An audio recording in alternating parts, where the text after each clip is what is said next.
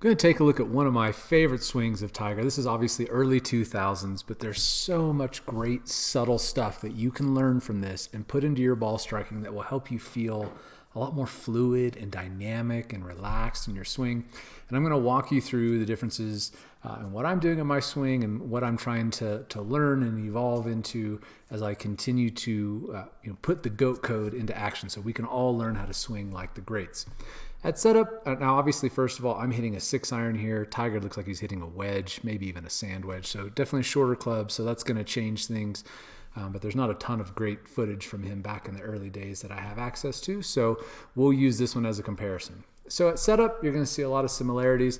One big thing a tip that I want to offer is that you need to make sure that your head sets up behind the ball. A lot of times I see golfers who are like me, who are really right-eye dominant, and they want to kind of get their right eye on top of the ball, and so you lose any axis tilt at setup. I tend to do that same thing. I tend to kind of get my head way over here, and then I'm already starting out in front of the ball. I like to hit a little bit of a high draw.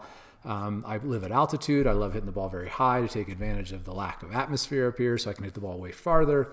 And the ball doesn't curve as much when you're at altitude. That's where I play the majority of my golf. So you'll see that difference in our patterns as we work through this. So one of the things I want to draw your attention to that I just absolutely love in Tiger's old swing, I'm going to put this line a little bit off his hip, and I want you to watch how he starts his swing. Look at that. Before the club even moves, what's he moving? He's moving his whole body. You can see his head, the buttons on his shirt, everything, the center mass shifting over to the right. This is such a wonderful feel to get your body moving and get fluid and dynamic and take tension out of your arms and shoulders. Is use your whole body mass to shift into this trail leg to get the club some momentum as you go back.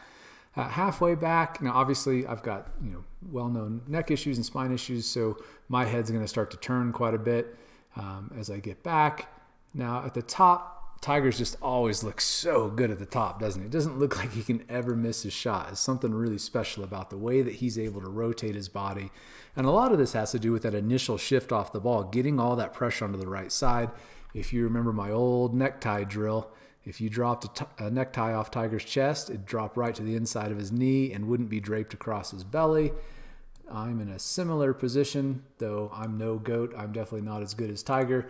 Definitely don't have the flexibility of a young Tiger either. I'm almost 50 now with numerous injuries. So, but just a beautiful position. But a lot of this is set up with that initial shift into that trail leg, the whole body shifting over there because it makes it so much more freed up to start your backswing without having to start it with your arms and hands. So he makes a huge turn here. You can see both of our right shoulder blades on the back side of our head. Now, this is where you're going to start to see a little bit more noticeable differences. Part of this is because I'm much shorter than Tiger. Tiger's 6'1", I'm 5'9", and so you'll see that also because I like to hit a high draw, I shallow out the club a little bit more. So you can see my right elbow has already dropped quite a bit lower. But part of this, again, is Tiger's height. Part of this is he's hitting a much shorter club than I am, so that's obviously going to change things. I'm going to be more upright and so on and so forth. But overall, you can see very similar tendencies. We're starting to shift back into the lead side. I tend to stay back just a hair more because, again, I want to release the club a little bit more with my hands, which you're going to see in the release pattern in just a second. Tiger's a bit more on top of it. We all know he loves to hit a fade. I don't know what shot he was hitting here, but especially with a short iron, I think it's a pretty good idea or pretty good assumption that he's hitting the ball pretty flat, pretty low, not looking for some big high moon ball. So he's going to be a little bit more on top of it, and so he's going to move pressure a little bit more to the lead side than what I am. I'm going to stay back a little bit more to give me the ability to release the club a little bit more with my hands. I like that feeling. It gives me a lot of effortless speed. At impact, or we don't have the frame of his just at impact, when we're very close though in terms of having that frame. So it's just after impact. You can see the club shaft is still de-lofted. I'm probably in the 6-7 degree shaft lean range here. That's normal for me to kind of hit the high penetrating draw that I want to hit. But overall, and again, you're going to see Tiger. This is one of the things I want to mention.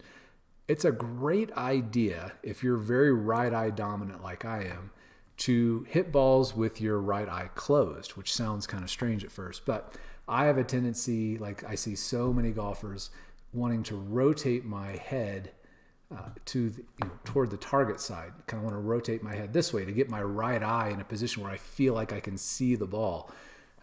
That's a really difficult thing for me to fight, because when I'm lead eye dominant, or I'm not lead eye dominant, but when I try to feel that, it feels uncoordinated. Like it feels like I can't quite see the ball.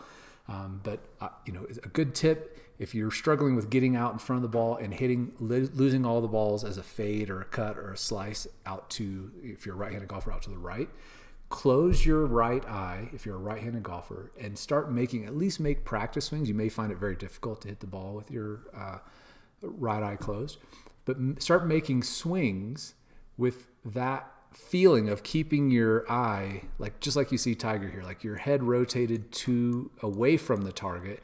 And in fact, in the downswing, you can even kind of use that as a trick to start to rotate your head the other way. So you kind of want to imagine in the swing that your head, obviously at the top of the backswing, it's looking this way, and then you want to feel like it rotates in the opposite direction away from the target in the downswing. Now, of course, I physically can't do that because my neck is fused, but you get the idea. So now the big difference again, I'm just staying back a little bit more because I want to hit a high draw, but you can see, and you'll see that I'm going to let my club release a little bit more rather than holding it off. So I let my hands rotate over a little bit more aggressively because I want to feel that speed in my hands.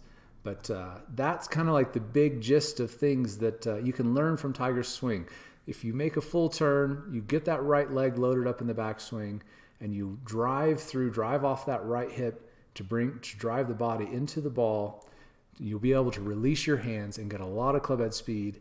And again, I can't emphasize enough, if you tend to lose the ball as a cut, start practicing with the eye that's furthest away from the target closed, and start getting a feeling for letting that club release past your body.